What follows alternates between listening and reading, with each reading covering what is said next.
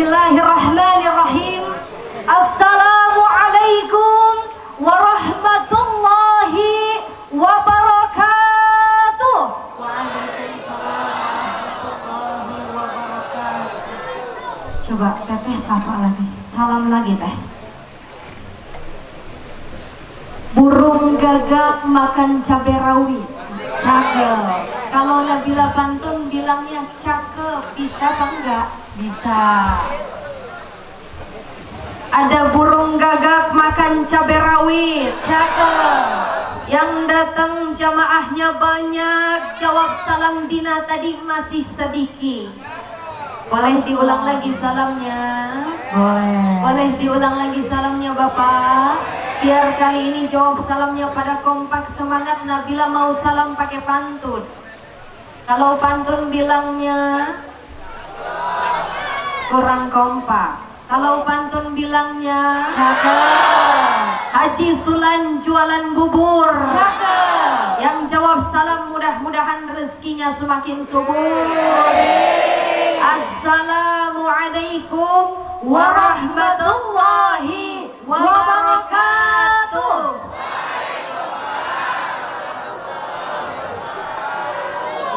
Alhamdulillahi assalatu wassalamu ala rasulillah. La haula wa la quwwata illa billah. Yang kami muliakan para alim ulama yang semoga Allah muliakan. Yang kami hormati para kiai, yang kami hormati para asatidu asatidah, serta jamaah yang hadir, yang insya Allah selalu sehat walafiat, amin. Masya Allah, jamaah semuanya gimana kabarnya semua? Pada sehat? Semangat? Ngantuk enggak? Enggak? Alhamdulillah. Kalau istrinya gimana Pak, kabarnya sehat? Suaminya sehat? Anaknya sehat? Tetangganya sehat? Kantongnya sehat? Apa? Alhamdulillah. Puji syukur marilah kita ucapkan kepada Allah Subhanahu wa ta'ala. Karena berkat rahmat dan hidayahnya lah, alhamdulillah, dari pagi hari, dari siang hari sampai malam hari, mata kita masih dapat melihat dengan sempurna. Betul? Telinga kita masih dapat mendengar dengan baik. Betul atau betul? Bahkan mulut kita masih sempat membaca salawat dan membaca Al-Quranul Karim. Alhamdulillah. Salawat teriringkan salam semoga tetap tercurahkan kepada junjungan kita, Nabi besar kita, Nabiullah Muhammad, yang selalu kita nantikan syafaatnya di yaumil qiyamah nanti, amin ya rabbal alamin.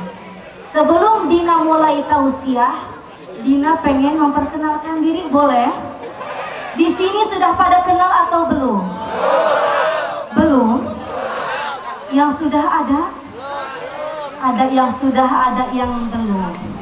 Kalau yang sudah lihat di mana? Apa?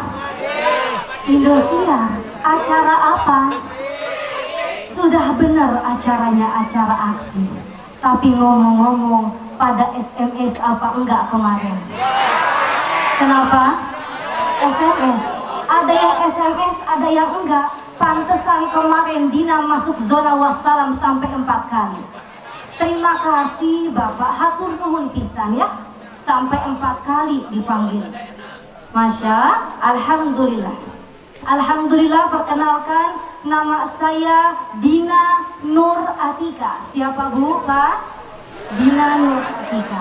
Alhamdulillah, saya masih mahasiswi di Fakultas Dakwah dan Ilmu Komunikasi UIN Raden Intan Lampung. Alhamdulillah, Wakil dekan saya juga hadir di tengah-tengah kita, ada Bapak Dr. Abdul Syukur serta Bapak Rosidi. Alhamdulillah. Bu, Pak, nggak kompak jawabnya. Ini sudah pada ngantuk ya? Serius? Saya tes lagi boleh? Bu, Pak, kalau bapak-bapak pada kencang jawabnya. Pak, kurang kencang. Sekali lagi, Pak, kurang kencang, Pak. Biasa aja, jangan melotot-melotot ya. Biasa aja. Apabila kita cinta kepada ulama, ini bukti kita cinta kepada ulama. Kita mencintai ulama sama saja kita mencintai baginda Rasulullah Sallallahu Alaihi Wasallam. Cinta kepada ulama merupakan salah satu aplikasi kita cinta karena Allah. An Anas anin Nabi Sallallahu Alaihi Wasallam qala, "Thalathun man kunna fihi wajada halawatal iman. Ayyakuna Allah wa rasuluhu ahabba ilaihi mimma siwahuma wa yuhibbal mar'a la yuhibbuhu illa lillah wa ayakraha ayyauda fil kufri kama yakrahu ayukdhafa fiddar." 3 hal. Ada berapa, Pak? 3 hal. Barang siapa melaksanakannya, barang siapa melakukannya, maka kita akan merasakan yang namanya manisnya keimanan. Yang pertama, apabila kita mencintai Allah dan Rasulnya melebihi cinta kita kepada yang lainnya.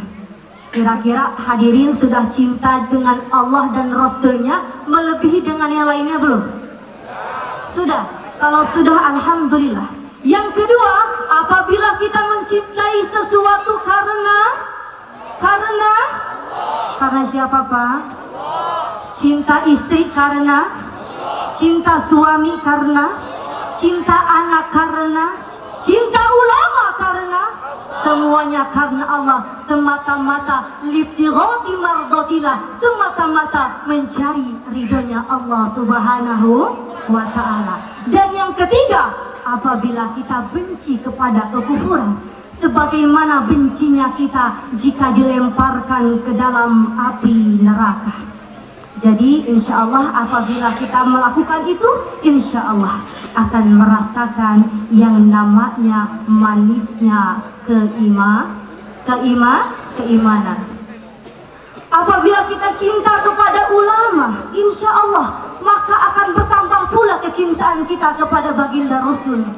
Ketika kita sudah semakin cinta kepada baginda Rasul, maka rasa cinta kita kepada Allah pun akan bertambah. Amin Allahumma.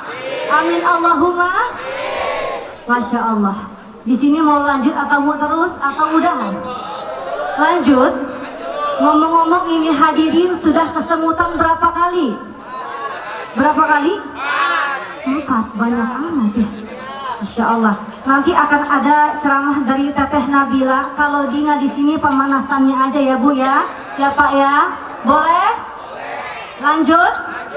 Lanjut Teteh Nabila aja kayaknya. Semoga kita senantiasa mencintai ulama, memuliakan ulama, agar hidup kita bahagia di dunia dan di akhirat, serta merasakan yang namanya manisnya keimanan. Amin ya Rabbal Alamin. Kita lanjut ke Teteh Nabila. Sok atuh. Teteh pantun teh. Pantun teh. Yuk masak airnya. Terima kasih diucapkan hatur nuhun. Mau dikasih pantun? Jalan-jalan pergi ke Jakarta. Orang kompak. Jalan-jalan pergi ke Jakarta. Jangan lupa pulangnya pada membeli pita. Bapak sama ibu jangan ngeliatin daiyah Dina, takut nanti pulangnya pada jatuh cinta.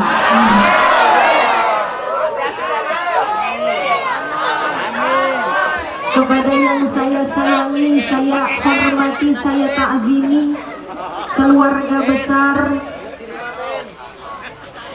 Umi yang insya Allah mudah-mudahan keluarga besar Haji Saimuri, mudah-mudahan insya Allah Allah berikan kesehatan, amin Allahumma. Yang saya ta'zimi, saya muliakan para alim ulama, para ustadz, para ustazah, para pimpinan pondok pesantren, para pengurus masjid dan musola, para haji dan hajjah yang mudah-mudahan senantiasa Allah muliakan dan senantiasa Allah lindungi, amin Allahumma. Yang saya hormati para aparatur pemerintah beserta staf jajarannya yang mudah-mudahan insya Allah senantiasa Allah lindungi pula, amin ya rabbal alamin. Terkhusus untuk bapak-bapak, ibu-ibu, mahasiswa, mahasiswi, seluruhnya adik-adik yang Nabila cintai, yang masih imut-imut, mudah-mudahan insya Allah semuanya dijadikan oleh Allah anak-anak yang salih dan salihah, amin Allahumma. Bapak-bapak yang hadir semuanya sehat apa enggak Pak? Kalau istri di rumah ngomong-ngomong ada berapa Pak? 2 Pak. Semangat amat bapak yang depan jawabnya 2. Mau nambah lagi apa enggak? Nabila doakan insya Allah yang rajin datang ke majelis taklim yang di rumahnya Pak, baru punya istri 1, mudah-mudahan nambah. Anaknya belum selesai udah anak duluan. Kalau yang belum punya insya Allah dilancarkan dan dientengkan jodohnya, amin Allahumma. Kayaknya banyak anak santri pengennya didoain banyak dan cepat dapat jodoh ini. Bapak ibu para alim ulama yang saya hormati, bismillahirrahmanirrahim. Syahidullahu anna la ilaha illa huwa wal malaikatu wa ulul ilmi qa'iman bil qist. La ilaha illa huwal azizul hakim. Allah berfirman di dalam Al-Quran surah Ali Imran ayat 18. Bapak ibu yang mudah-mudahan dihormati dan mudah-mudahan dimuliakan oleh Allah, kalau tadi Dina sudah menjelaskan, kali ini Nabila mau cerita, boleh apa enggak? Kurang semangat.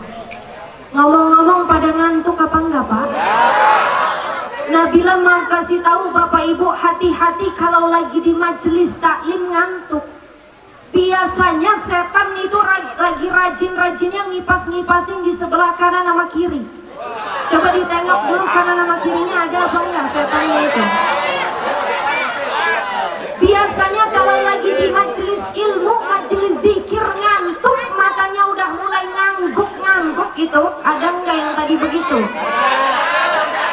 Biasanya Pak, kalau ngantuk itu malaikat maut datangnya cepat. Mau cepat didatangin malaikat maut.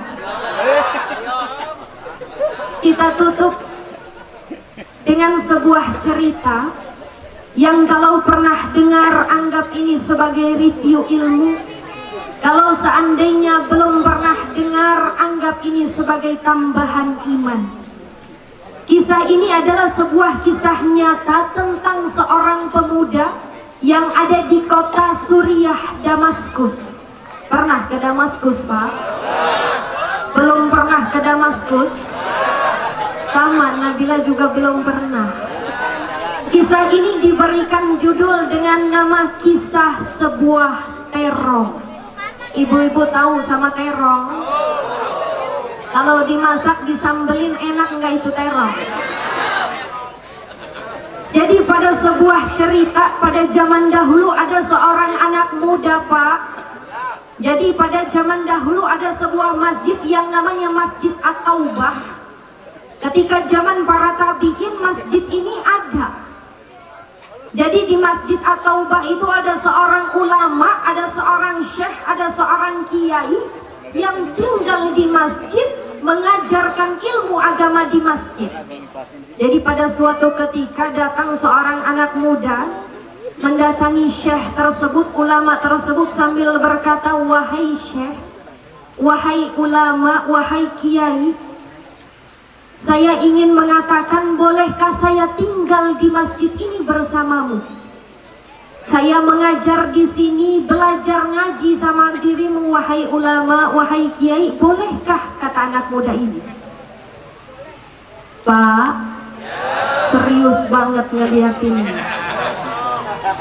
Kata ulama ini, boleh, tapi kamu hidup dengan cara saya. Ikuti gaya hidup saya. Apa yang saya makan, kamu makan. Apa yang saya minum, kamu minum. Cerita anak muda ini. Kata anak muda ini, baiklah Syekh, saya akan mengikutinya. Ternyata sudah 3 bulan ini tinggal bersama syekhnya di Masjid At-Taubah. Ternyata syekh saya ini orangnya sangat juhud sekali. Kata anak muda itu, Pak, ternyata syekh saya ini tidak menginginkan sama sekali kehidupan dunia. Dan hari ini kami sudah berpuasa selama 3 hari. Buka puasa pakai sebutir korma dan segelas air putih. Begitupun dengan sahurnya.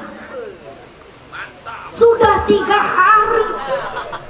Ulama saya, syekh saya, kiai saya masih kuat. Tapi saya sudah tidak tahan. Saking tidak tahannya saya membungkukkan badan saya, menahan perut saya. Karena saya sangat lapar sekali.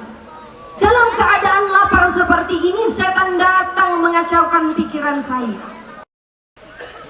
Pak, setan datang mengacaukan pikiran anak pemuda ini. Siapa yang datang, Pak? Ngomong setan jangan sambil ngelihat ke Nabila juga kali. Kata setan itu, anak muda itu kembali bercerita, Pak. Oh, dilanjutin apa enggak? Kata anak muda ini, setan datang mengacaukan pikiran saya, menggoyahkan iman saya, terbesit dalam pikiran saya. Ia mengatakan, wahai anak muda, saat ini sudah halal untukmu mencuri. Ambillah sepotong roti dari rumah yang ada di sebelah masjid ini. Kalau kamu tidak mencuri, tidak makan, maka kamu akan mati kelaparan. Kalau kamu mau minta sama syekh kamu, sama kiai kamu nggak punya makanan. Kalau kamu mau minta sama orang lain, kiai kamu larang kamu minta-minta sama orang. Jadi saat ini sudah halal bagi kamu untuk mencuri. Kata setan itu, Pak, menggoda keimanan anak muda tadi. Ketika itu, ia berpikir bahwa sudah benar apa yang dibilang sama si setan ini. Sudah benar kalau saya mencuri sepotong roti itu nggak apa-apa, hanya untuk mengganjal rasa lapar saya. Akhirnya ia pergi ke belakang masjid. Kalau zaman dahulu itu, Pak, masjid itu nggak kayak sekarang ada temboknya. Kalau zaman dahulu itu masjidnya terbuatnya dari pohon korma, ditebang atasnya, ditancep-tancepin supaya kuat, kemudian didempet-dempetkan, jadilah masjid. Ketika anak muda ini ke belakang masjid, ia manjat ke atas masjid, kemudian ia manjat lagi ke rumah pertama yang ada di sebelah masjid. Ketika sampai di rumah yang pertama, ia lihat di bawah rumah itu ternyata ada 3 orang perempuan yang sedang tidak memakai jilbab, membuka auratnya, lagi nenun itu kain yang terbuat dari bulu domba. Lalu pemuda ini memalingkan wajahnya. Ini bukan tujuan saya. Ia tahu kalau yang melihat bukan mahramnya, ketika membuka aurat itu adalah hukumnya haram. Jadi dia pergi ke rumah yang kedua. Ketika sampai di rumah yang kedua, Bapak Ibu, dilihat dari atas rumah yang terbuat dari pelepah-pelepah kurma, gentengnya. Ketika dilihat ternyata di dalam rumah itu nggak ada orang, tapi tercium bau masakan yang sangat enak. Akhirnya turunlah itu pemuda. Ketika ia turun, dilihat nggak ada orang, ternyata ada bekas kayu bakar. Kemudian ada panci, di dalamnya ada air mendidih. Dan ada 2 buah terong yang sudah matang. Karena sangat laparnya, akhirnya pemuda ini ngambil itu terong, kemudian digigit.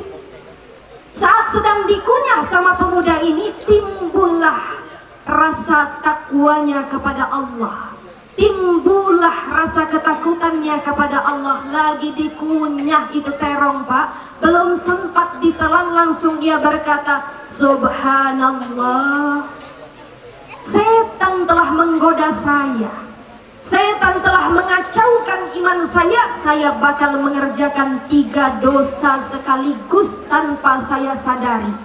Yang pertama, saya masuk rumah tanpa izin. Yang kedua, saya mengambil makanan orang lain tanpa izin dulu. Dan yang ketiga, saya memakan makanan haram. Makanan apa Pak? Makanan apa Bu?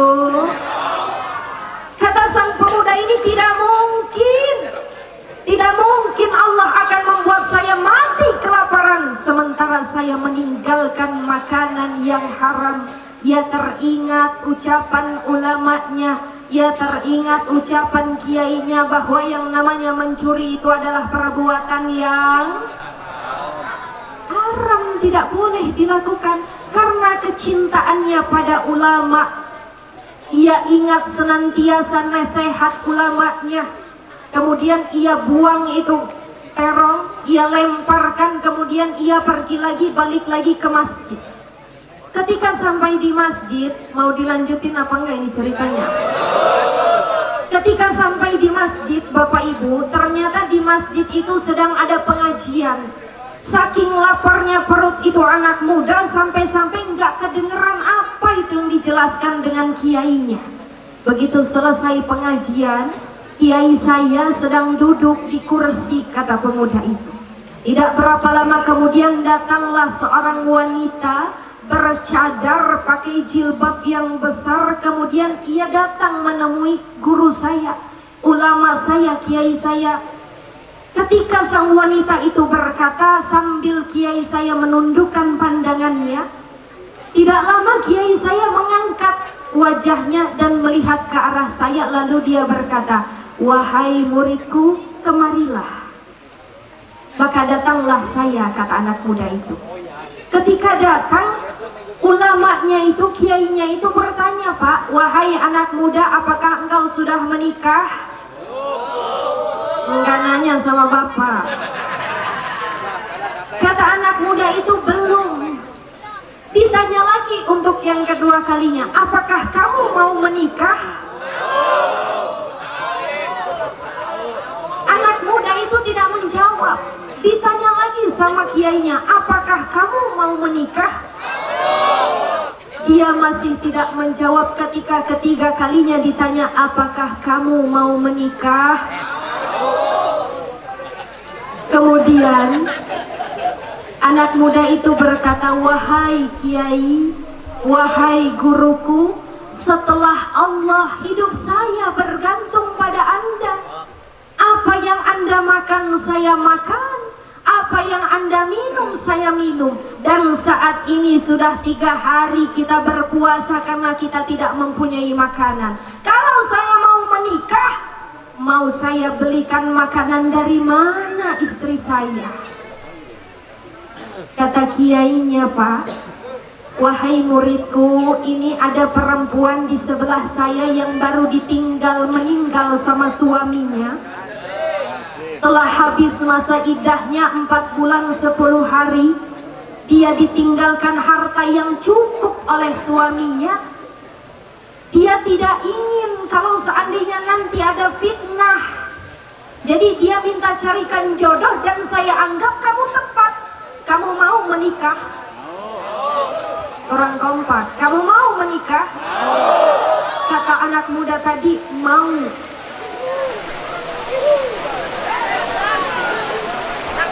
Allahumma sayyiban nafi'an. Mudah-mudahan hujan yang membawa berkah. Amin Allahumma amin. Lanjut apa udahan? Kata sang pemuda tadi, kamu mau menikah? Mau. Ditanya yang perempuan, kamu mau menikah? Mau. Akhirnya ulamanya, kiainya ambilkan kendi dari kamar, dijadikan mas kawin, panggil wali dari perempuan, panggil 2 saksi, sah menikah sudah. Hitungan menit, Pak. Ia tadi berkata, kalau saya ini masih, tadi saya dalam keadaan lapar, sekarang saya sudah menikah. Kata Pak Kiainya, sekarang kamu pulanglah ke rumah kamu, tinggal di rumah istrimu. Kalau seandainya nanti kamu mau beribadah, silakan datang ke masjid. Mau dilanjut apa udahan ini Pak? Dilanjut, tapi dari tadi ngeliatinnya hujan. Setelah itu sang pemuda bercerita lagi, jadi saya pulang sama istri saya ke rumah yang pertama. Ketika sampai di rumah pertama dekat masjid,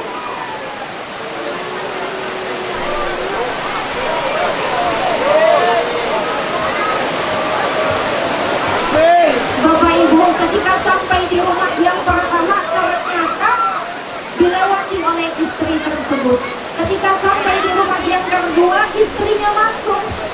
Ternyata rumah yang kedua itu adalah tempat dia tadi mencuri terong. Ketika sampai di dalam rumah, dia lihat ini benar ini rumah yang tadi saya mencuri terong. Kata istrinya, wahai suamiku, katanya kamu tadi lapar. Dia, kalau gitu makanlah. Ketika istrinya ke dapur, dilihat ada panci yang terbuka dan terong yang sudah digigit. Kata istrinya, siapa ini yang makan terong saya? Siapa ini yang makan terong saya? Akhirnya Bapak Ibu, sang suaminya mengatakan, demi Allah istriku, ceritanya begini. Ceritanya saya masuk, saya turun dari atas, saya makan, dan belum sempat saya kunyah, saya telan, saya teringat rasa takut saya kepada Allah dan kecintaan saya kepada Rasulullah dan para ulama. Makanya saya tinggalkan itu. Bapak Ibu, ingatlah ketika kita meninggalkan sesuatu yang haram karena kecintaan kita kepada Allah, kecintaan kita kepada Rasulullah, dan cintanya kita kepada ulama, maka insya Allah Allah akan gantikan dengan yang lebih baik. Amin Allahumma. Ikan sepat, ikan gabus hidupnya di air tawar lebih cepat, lebih bagus karena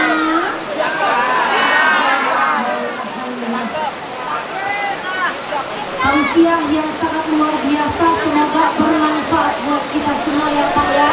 Semoga hujan ini membawa berkah buat kita semua. Bila mohon maaf apabila ada kesalahan dalam bertutur kata ya Pak ya. Semoga kita dapat berjumpa lagi di acara yang berbeda. Amin. Semoga semuanya panjang umurnya, sehat badannya, murah rezekinya, jadi anak yang soleh dan solihah, dapat kita semua dapat disatukan di dalam jannah-Nya Allah. Amin Allahumma. Baik, demikianlah yang dapat Dina sampaikan. Mohon maaf lahir dan batin. Kami akhiri. Wassalamualaikum warahmatullahi